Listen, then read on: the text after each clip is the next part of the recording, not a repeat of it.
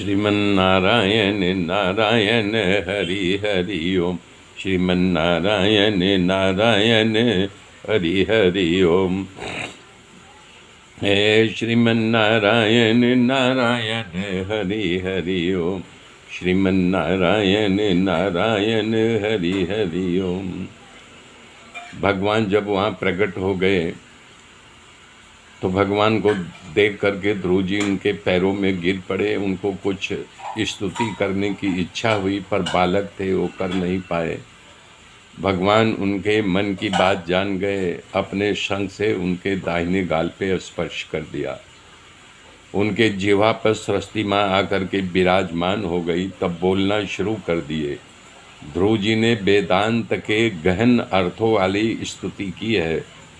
12 श्लोकों में इन्होंने बोला है, यो अंतः प्रविश्य मम वाचमिमा प्रसुप्ता ताम संजीवत्यखिल शक्तिधर स्वधाम्ना।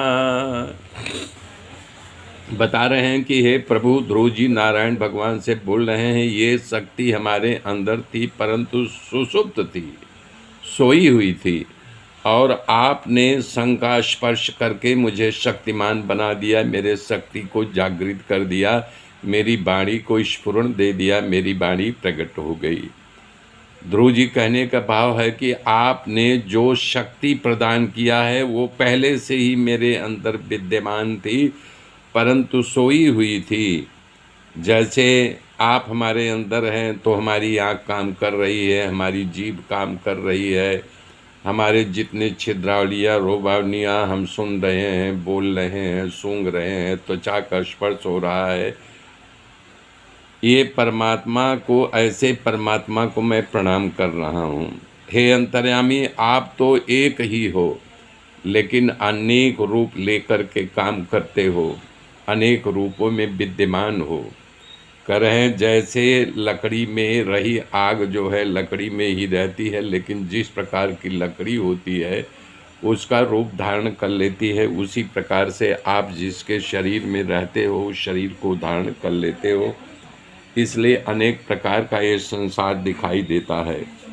हे नाथ, इस सृष्टि के आरंभ काल में ब्रह्मा जी ने आपकी शरणागति प्रदान की थी।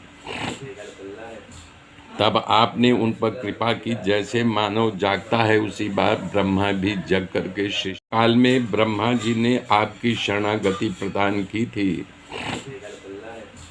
तब आपने उन पर कृपा की। जैसे मानव जागता है उसी बार ब्रह्मा भी जग करके सृष्टि की रचना शुरू कर दिया था। जो आपके चरणाश्रित है सचमुच में वही संसार में प्रभुता को पाता है, बाकी तो लोग मूर्खता की ही ढेर हैं।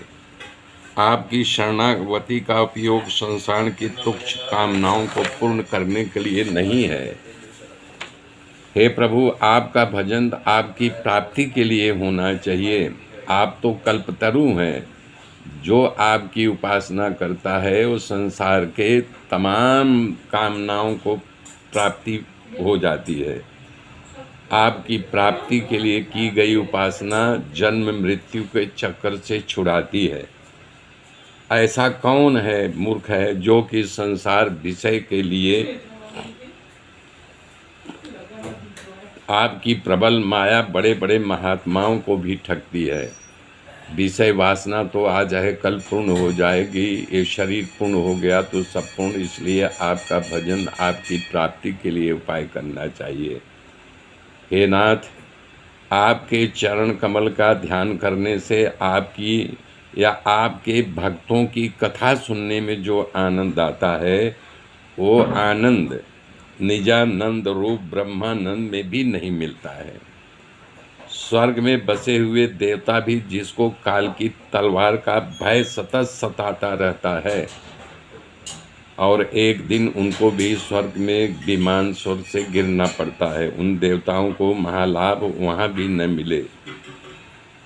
स्तुति करते करते ध्रुव जी भगवान से एक चीज़ मांगनी कर बैठे। यहाँ पर आश्चर्य होता है कि ध्रुव जी भगवान करने के हेतु आए थे पर भूल गए संसार की सगवड़ता, सम्मान, सिंहासन इस इच्छा को लेकर के ध्रुव जी ने कुछ नहीं मांगा। ध्रुव जी स्तुति कर रहे प्रभु जी,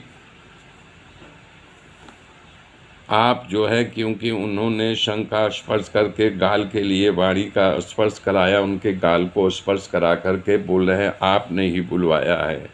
मेरे मित्रों, मेरे साथ बने रहिए, आगे की कथा कल जोड़ूंगा, तब तक के